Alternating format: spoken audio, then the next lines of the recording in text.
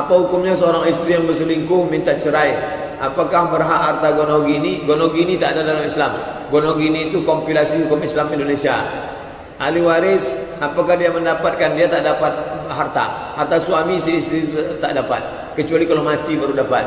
Oleh sebab itu dia hanya dapat nafkah. Nafkah sementara iddah. Habis iddah tak ada lagi nafkah. Bagaimana hak asuh anak 8 tahun? Hak asuh anak di bawah anak kanak-kanak asuh ibu, kecuali ibu berselingkuh. Kalau ibu cerai kerana selingkuh, maka hak asuh anak diambil oleh suami, karena perempuan berselingkuh tak layak untuk mengasuh anak. Bagaimana kehidupan di surga? Apakah dengan kehidupan yang di dunia ini seperti ada istri, suami, ada anak? Ya, alhaqna bihim dzurriyyatahum alladzina amanu, orang-orang yang beriman beramal soleh, alhaqna bihim dzurriyyatahum, kami jumpakan dia dengan datuknya, dengan neneknya. Kita yang punya datuk di atas, penasaran kita yang punya silsilah terombo, yang punya silsilah nasab, ingin jumpa dengan dia, akan berjumpa nanti di akhirat. Almar'u ma'a man ahab, orang akan berjumpa dengan siapa yang dia sayangi. Sebab di kehidupan dunia neraka kadang kekal abadi, berarti dia tak jumpa. Yalah, kalau kakek moyangnya masuk neraka jahanam, macam mana dia mau jumpa? Paksa jenguk ke neraka sana. Ustaz, saya seorang wanita profesi dosen kebidanan.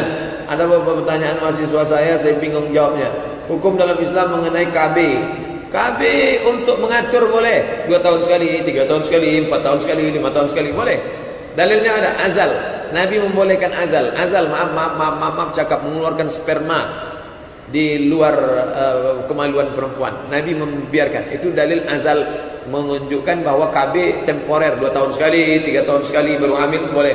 Yang tak boleh itu putus, vasektomi dengan steril, tak boleh. Dalam Islam dianjurkan tidur miring ke kanan, tapi waktu ibu hamil disarankan miring ke kiri, karena teorinya miring kiri akan membuat kerja jantung lebih mudah. Kenapa miring ke kanan? Kita miring ke kanan, jantung kan di atas. Kalau kita miring ke kanan berarti jantungnya tergantung. Kalau orang jantungnya tergantung berarti tidurnya tak lelap. Berarti Islam menyuruh orang tidur tak lelap. Memang orang disuruh tidur tak lelap supaya apa? Bangun tahajud. Kalau tidurnya lelap jam 8 baru bangun, maka kita tetap miring ke kanan. Ikuti saja sunnah. Dokter boleh jadi keliru, silap salah. Dulu katanya pakai S. Ini saya mau menunjukkan bahawa ijtihad dokter berubah-ubah. Yang ngomong ke saya dokter juga. Dulu katanya kalau ada orang demam pakai S. Sekarang tak boleh. Itu menunjukkan ijtihad berubah-ubah.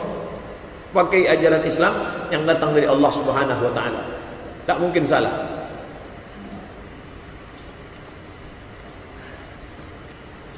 Saya seorang wanita karir. Terkadang saya pulang sore, kalau lembur bisa malam. Jadi saya jarang masak untuk suami saya. Bagaimana hukum wanita bekerja di luar rumah menurut Islam? 3 syaratnya. Pertama, izin suami. Yang kedua, tidak bersolek-solek jahiliyah, menjaga muru'ah, menjaga kehormatan, menjaga hukum Islam. Yang ketiga, tidak meninggalkan kewajiban. Ini dia meninggalkan kewajiban nih. Dia tak masak, tapi ternyata dia catering, langganan. Okey. Istri suaminya izin. Okey. Dia tidak berdua-dua dengan laki-laki, dia tidak pakai rok pendek, dia tak boleh. Jaga 3 syarat. Izin suami, menjaga muru'ah, tidak meninggalkan kewajiban. Boleh. Nah, yang jadi masalah izin suami ni. Banyak suami sekarang izin kerana dia tertekan. Kadang kasihan juga kita yang suami-suami. Perlu nanti diusulkan komisi perlindungan suami. Saking banyaknya suami tertindas oleh suami istri-istri.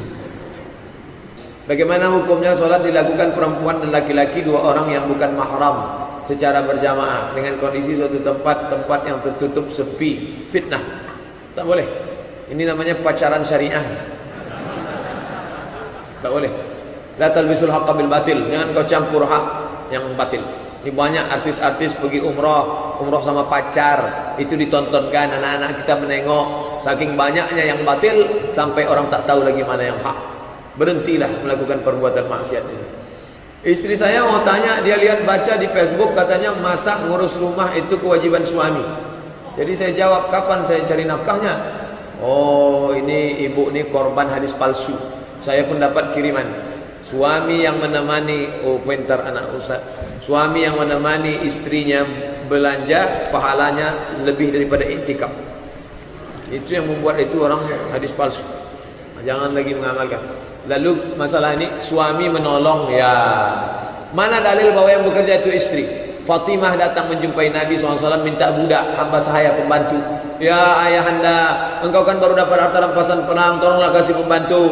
Di rumah tak ada yang bantu, tanganku capek. Kenapa? Tanganku yang membuat adonan tepung gandum, aku yang menimba air. Ali tak punya pembantu, susah, kata Fatimah. Itu menunjukkan Fatimah menimba air. Anak Nabi yang menimba air. Fatimah mengadon adonan tepung gandum. Karena Ali susah, tak ada bantu. Lalu apa kata Nabi? Fatimah, kau sebelum tidur malam tasbih subhanallah 33, alhamdulillah 33, Allahu akbar 33. Ini tak nyambung. Minta pembantu kok dikasih subhanallah. Apa artinya? Boleh jadi kau badanmu capek, tapi kalau kau berzikir hatimu tenang. Berapa banyak orang pembantunya banyak. Tukang buat teh satu, tukang masak satu, tukang korek telinga satu, tukang potong kuku satu, tapi dia stres. Kenapa? Hatinya tak tenang. Tenangkan hatimu. Nah, itu menunjukkan perempuan tetap kerja. Fatimah aja kerja. Nih, tapi jangan perempuan itu dibuat menjadi budak. Laki-laki yang sanggup bantu-bantulah. Bantu. Apa hukumnya menikahkan anak yang hamil di luar nikah? Nikahnya sah. Perempuan yang hamil nikahnya sah, tak perlu diulang lagi. Tapi efek dari nikah itu akan muncul 4. Kalau anak lahir, anaknya tak boleh pakai bin bapaknya. Nanti kalau anak itu laki-laki, anak pertama lahir laki-laki, maka anak itu tak bisa jadi wali adiknya, karena dia tak saudara seayah, dia saudara seamak. Saudara seamak tak bisa jadi wali.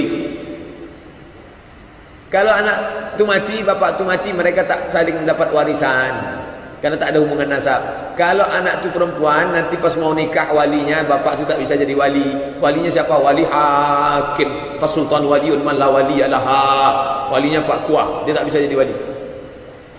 Saya mau menikah dengan seorang wanita yang sekampung. Dalam adat kampung kami, pihak keluarga laki-laki minta uang dari ke pihak perempuan. Entah itu namanya uang sunat atau sejenisnya, mengakikahkan laki-laki. Sehingga mohon Pak Ustadz beri nasihat untuk keluarga saya. Nasihat adat-adat yang bertentangan dengan syariat usah lagi diamalkan. Khuz masafa da'ma kadar. Kita ini pakai hukum Allah Subhanahu wa taala. Adapun orang tua yang terlalu berpegang kepada tradisi, maka kembalilah. Yang memberat-beratkan, ini kan memberatkan nih. Banyak orang lebih mau makan di daun daripada makan di pinggan. Lebih mau makan di daun daripada makan di piring. Kenapa? Dipersulit.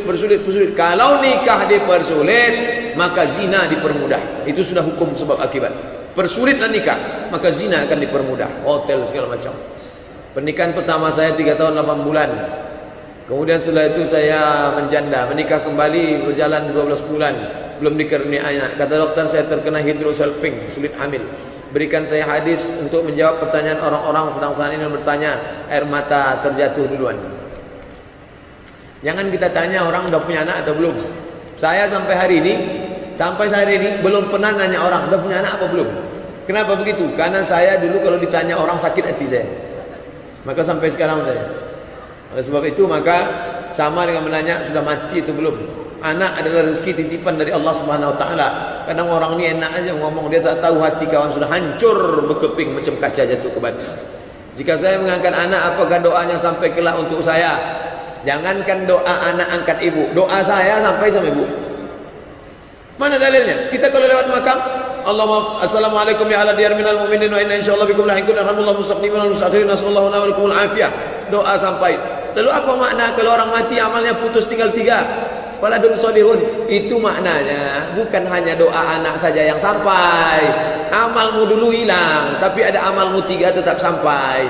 Sedekahmu, ilmumu, anakmu. Anakmu itu kan amalmu. Itu maksudnya. Bukan anak saja yang doanya sampai. Doa kami semua di Masjid An-Nur ini sampai. Kami doakan Bapak, Allahumma firlahum warhamhum wa'afihim. Sampai semuanya. Apa pula takut gara-gara itu? Doakan saya secepatnya dapat keturunan Pak Ustaz. InsyaAllah kita mohon kepada Allah Subhanahu wa taala. Wala maridan illa syafaita. Yang sakit diberikan kesembuhan. Allahumma rzuqhu waladan salihan wa bintan salihah. Berikan saudari kami ini anak yang saleh, perempuan yang salihah, bermanfaat nafi'ah li walidayha di dunia wa di ukhraha. Bermanfaat untuk kedua orang tuanya di dunia dan di akhirat. Kalau KB steril Pak Ustaz, bagaimana Ustaz bagi yang sudah terlanjur? Sudah terlanjur apa boleh buat? Yang sudah terlanjur steril, tapi yang belum steril jangan steril, jangan steril, jangan steril, jangan steril. Haram hukum steril.